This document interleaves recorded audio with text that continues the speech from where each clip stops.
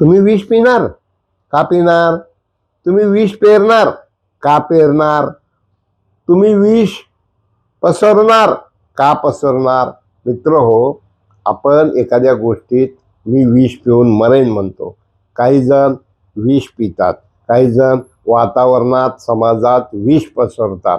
आणि अशा एका परिस्थितीमध्ये की राजकारणात लातूर जिल्ह्यातील वक्तृत्व आणि वेगवेगळे दृष्टांत उदाहरणं देणारं व्यक्तिमत्व म्हणजे माजी मंत्री आमदार संभाजीराव पाटील निलंगेकर.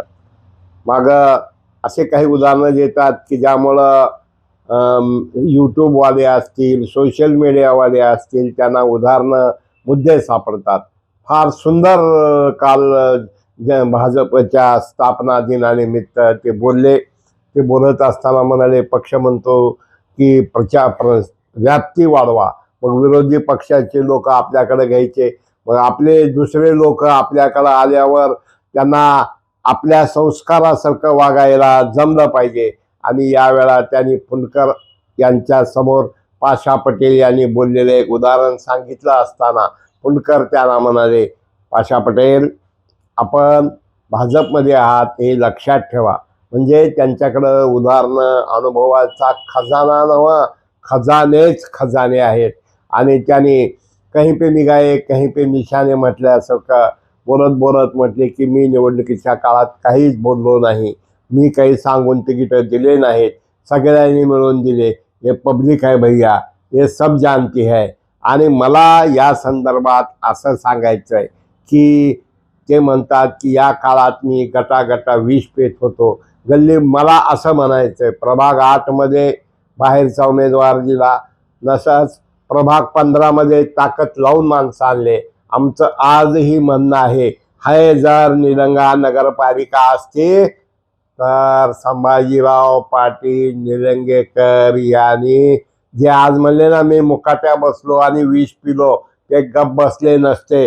लोक म्हणतात जाणीवपूर्वक लातूर महानगरपालिका देशमुखाला देण्यासाठी प्रयत्न केले.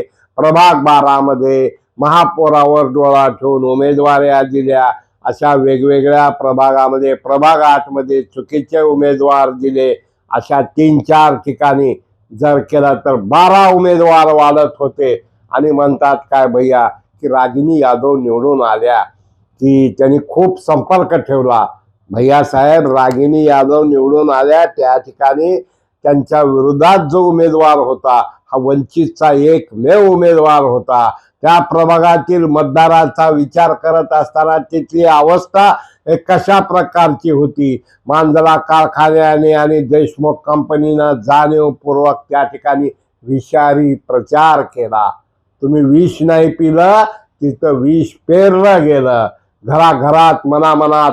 आणि मला यावेळा शिवराज पाटील चाकूरकरांचं एक वाक्य आठवत आहे की प्रचार करत असताना कृपया जातीयवादी बोलू नका. तुम्ही सहज बोलून जाता आणि त्याचा सगळीकडे परिणाम होतो. आणि कुणी काही जरी म्हटलं होल अँड सोल, कुणाला त्यांनी ह्याचंही बोलले की काय आपले रविशंकर जाधव, त्याचं नाव हाऊ का भाऊ काहीतरी नाव आहे, ते म्हणले काय इकडं तुम्ही आलात, ते लगे हात जोडले. किती हुशार आहेत बघा बरं. रागिनी यादव निवडून आल्या, मतदारसंघात सगळीकडे संपर्क. भैया, खरोखर याच्या संदर्भात काही नेत्याची नार्को टेस्ट घेणं गरजेचं आहे की उमेदवारी देत असतानाच घोळ केला. आणि आज तुम्ही बोलू शकता ना, अभिमन्यू पवार बोलू शकतात ना, रमेश कराड बोलू शकतात, पण लातूरमध्ये विष पेरायचं काम आणि ते विष पचलं नाही. आणि तुम्ही म्हणता की मी विष पिलो. देवाला ठाऊक तुम्ही विष पेलात का तुम्ही विष पेरलात. पण लातूर महानगरपालिकेच्या निकालावर बोलत असताना, तोंडात साखर आणि डोक्यावर बर्फाची लादी ठेवायला पाहिजे म्हणत असताना, किंवा आपले कवेकर हे शहर जिल्हा अध्यक्ष झाले, याबद्दलही त्यांच्याबद्दलही तुम्ही म्हटलात की मला त्यांनी नाही बोलवलं, मला प्रदेशनं सांगितलं. भैया, जेव्हा विश्वास नसतो तेव्हा स्पष्टीकरणाची गरज नसते, आणि जेव्हा विश्वास असतो तेव्हा स्पष्टीकरणाची गरज नसते. नेमकं लातूर महानगरपालिकेच्या निवडणुकीत काय झालं, काय घडलं? पत्रकार बोलत असतात, छापत असतात. पत्रकाराची किती दखल घ्यायची, नाही घ्यायचा हा प्रत्येक नेता आपापल्या ठिकाणी समर्थ असतो. सगळ्याच पेपरवाल्याच्या भूमिका हे कोणी काही ऐकत नसतंय, स्वीकारत नसतंय. पण आम्हाला एक ठाऊक आहे की लातूरमध्ये विष पेरायचं काम भाजपच्या नेत्यांनी केलं.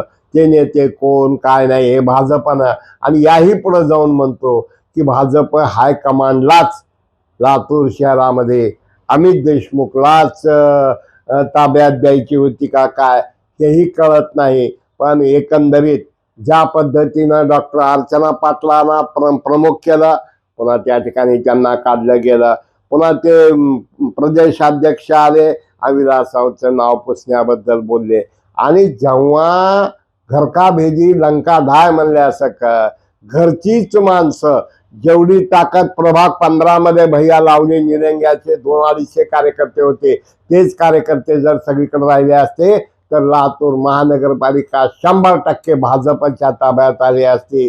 म्हणून लातूरकरांना विष पाजवलं गेलं, लातूरकरात विष पेरलं गेलं. म्हणून तुम्ही पिलात की नाही आम्हाला माहित नाही.